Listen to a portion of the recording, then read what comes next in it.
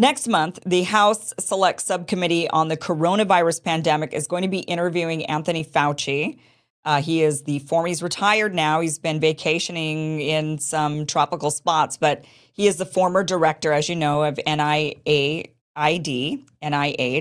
He's going to be doing 2 days of closed-door interviews, and then the subcommittee is going to be scheduling a public hearing to take his sworn testimony. So we'll be able to see that, and that's happening next month.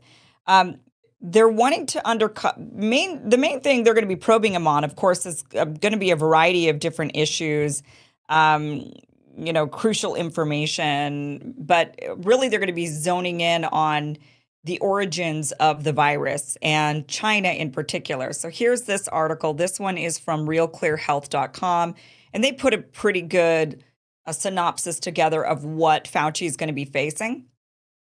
They're looking for transparent accounting of what he knew, when he knew, how he knew, from whom did he know. Those are the things they're wanting to find out. The things that they're pointing to that they think are very suspect are, for example, there was a document that was blocked, document disclosure that was blocked. This happened in October of 2017, well before the outbreak of the COVID-19 pandemic. Dr. Ping Chen, an NIAID official, visited the Wuhan Institute of Virology and prepared a trip report for top NIAID officials. Senator Rand Paul and Senators Ron Johnson learned of the trip 4 years later, so during the pandemic, and in August of 2022, they wrote the HHS, Health and Human Services Department Secretary Becerra, and acting NIH Director Lawrence Tabak, asking them to release unredacted records of Chen's visit to Wuhan. In response, HHS instead provided a heavily redacted copy of Chen's report plus redacted emails. They said the reason why they had to redact those messages were because they were for security reasons. They had to redact this. However, the HHS had already said that national security was not an issue and the documents themselves were unclassified. So it was very odd that they were trying to cover something up with these redacted emails when this was unclassified data. So they're still trying to get those unredacted emails. Senator Johnson has renewed his request for these documents and he's not received them. So they're hoping to get some answers for that. They're also upset over flaunting federal records rules. On June 11th of 2021, Johnson, Paul, and 3 other Senate colleagues sent Secretary Becerra a letter requesting documents relating to NIH officials' response to the pandemic's origins. The senators had learned that Dr. David Morens, a senior scientific advisor to Dr. Fauci, had emailed Dr. Peter Daszak, the president of EcoHealth Alliance, on January 9th of 2020, asking Daszak for any inside info on the novel coronavirus. And he replied that NIAID had been funding coronavirus research for the past 5 years, and taxpayer monies had been funneled to the Wuhan Institute of Virology. Now, according to Senator Johnson, upon receipt of the June 2021 letter, Morens told Daszak and a small group of his colleagues that he had retained very few documents on these matters. And Morens cautioned the group to correspond with him outside of official channels at his Gmail address, adding, quote, "I have tried to make sure I have retained no documents that might lead other members of ASTMH to be approached for similar document production." ASTMH stands for the American Society of Tropical Medicine and Hygiene, which is his group. Among those receiving this Gmail warning were 3 prominent virologists, Dr. Christian Anderson, Dr. Robert Gary, and Dr. Edward Holmes, who published a prominent 2022 article in Nature Medicine arguing that the COVID lab origin was improbable, if you remember that. So they've got these reasons why they're bringing Fauci in, who's a retired government official at this point, saying we still have not received some answers for some of these things that are really suspect. We're not getting to the bottom of this. And there's increasing evidence that seems to point to Fauci having knowledge and covering things up. I want to show you this clip. This is Rand Paul talking to Fox News, and he further explains why they're targeting Fauci and what they hope to learn. Well, I mean, there was so much censorship of so much information that was vital for Americans to see and understand about COVID and about the vaccines, but they censored it. Can we even trust health officials in this government? Well, it was directed explicitly by him. We go over this in the book because he commissioned scientists who were saying in private that they thought it was a manipulated virus, manipulated in a lab and came from a lab. He convinced them in public to say the opposite. He commissioned and edited a paper that said that absolutely this did not come from a lab, while privately all of these same scientists were saying in all likelihood it did come from a lab. So there really was an orchestrated cover-up on this. We also now know that he was visiting the CIA in early 2020. We know that the CIA scientists, 7 of them, voted 6-1 to say it came from the lab, and then they were reversed by superiors. We need to know whether Anthony Fauci influenced the superiors or perhaps the opposite. Did the CIA influence Anthony Fauci? But we also need to know how often he was visiting and what he was there for. Our understanding is that he wasn't recorded on visitor logs, but he was appearing frequently at the CIA.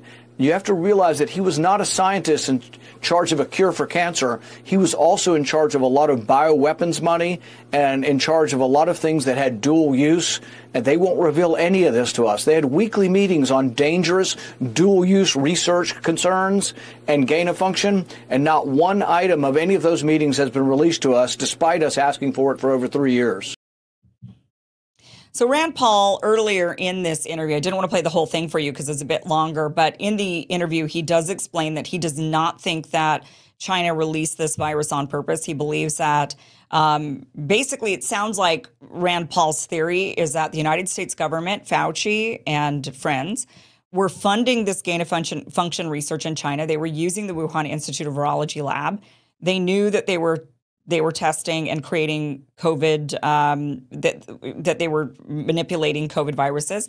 Rand Paul believes that they were doing this in order to create a vaccine. They were manipulating these viruses for that purpose, and it accidentally escaped from the lab.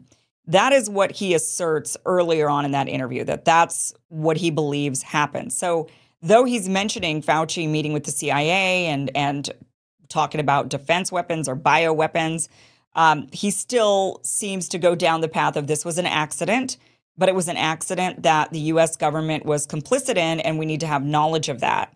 So it's interesting when you break this down of where could this virus have leaked from? If the lab leak is true, again, we don't really know. I've always said from the very beginning of this pandemic that we should be exploring every single possibility. I mean, people were very quick in the early days of the pandemic to say, no, this came from a bat soup or something in a wet market. I mean, it was just very elusive. And they didn't even have the bat or the soup or the first person who got sick. They just said, oh, well, this is what we think is going to happen. We should be looking at every single possibility of what has and has not.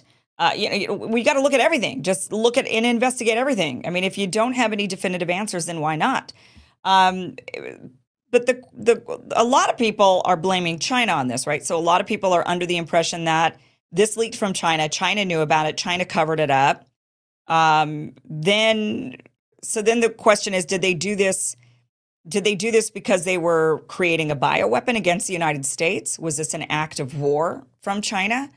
Or what Rand Paul seems to be alluding to is that the United States and other government scientists were in on this, that they were using that lab for whatever reason, probably relaxed rules. Probably you can get away with more testing in China and more experimentation in China that you can here in the United States because of our government rules.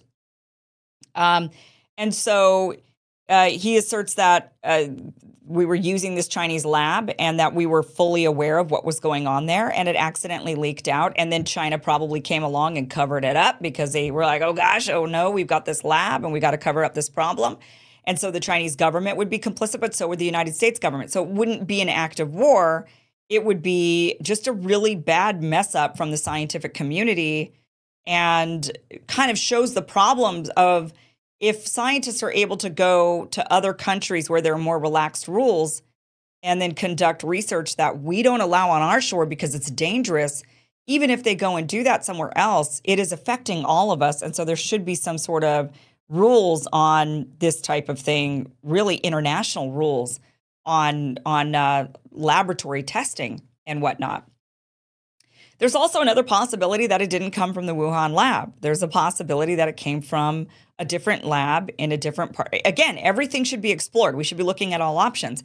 And there's a possibility that it came from a lab here in the United States, maybe somewhere else, but let's say the United States, there's definitely suspicion that that it may have come from a lab on the East Coast of the US. And if that's the case, then we need to investigate that. We shouldn't just be stopping at the Wuhan lab in China and thinking, well, it was probably an accident because they were doing gain-of-function coronavirus research there. There's a possibility they were doing that somewhere else as well, and that they brought it into China, and maybe that's why the Chinese seem to get sick with it and detect it first on, although it doesn't actually seem like they did. I mean, if you really look at the pandemic, it appeared like they caught COVID first, and they were locking everything down and quarantining all these people. But then, as we know, what we've seen everywhere else in the world, you can't really do that.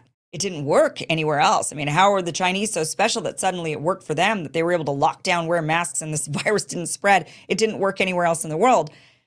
So is it possible that it wasn't really there? Or is it possible that it was there and it was spreading around and they just were acting like it wasn't spreading around? That's all a possibility. Or did it come from somewhere else? We've got data from Italy and from other areas of the world that seem to indicate that the virus had been around prior to October of 2019. There's tissue samples showing COVID in back in the spring or in the summer or in the fall. So there's a lot of questions that need to be, I think, explored here.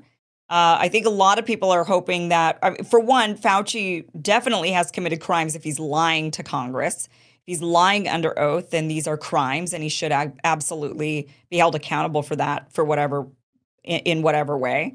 But I don't think we're going to get, from the sounds of it, something that's going to show criminal intent when it comes to the actual virus and the release of this virus from Anthony Fauci. Although, who knows? Again, he frequently was visiting the CIA, and there is suspicion that this virus maybe came from Chapel Hill rather than Wuhan. And if that's the case, these things need to be explored. So it's good that Rand Paul and others are still on this. I know a lot of us have moved on from the pandemic. We just want to live our lives and forget about this terrible time, this blip in history. But it's extremely important that we continue holding these guys' feet to the fire, that we continue to hold them accountable. And hopefully that teaches a lesson going forward for society and also for officials of what they can and cannot get away with. So we will be following that. We will be following those proceedings when they come out next month. But it's definitely, things are still moving. Fauci has not been able to disappear into the Bahamas like he wishes. He still is going to be carted in front of Congress, and we're hopefully going to get some answers. So we'll see. We'll see what happens. Rand Paul's pretty good about getting answers. It's possible we actually get some. The question is then what happens after we get them? That's yet to be seen. All right, guys, I like knowing exactly where my meat comes from. And with Moink, that place is from small family farms all across the country, which are in peril, by the way. And you can help save the family farm and get access to the highest quality meat on earth when you join the Moink movement today. Moink delivers grass-fed and grass-finished beef and lamb, pastured pork and chicken, and sustainable wild-caught Alaskan salmon straight to your door. Moink farmers farm like our grandparents did, and as a result, Moink meat tastes like it should because the family farm does it better. The Moink difference is a difference you can taste, and you can feel good knowing that you're helping family farms stay financially independent as well. You choose the meat delivered in every box, like ribeyes to chicken breasts to pork chops to salmon fillets. In fact, I'm having a Moink meat salmon fillet tonight for dinner as soon as the show's over.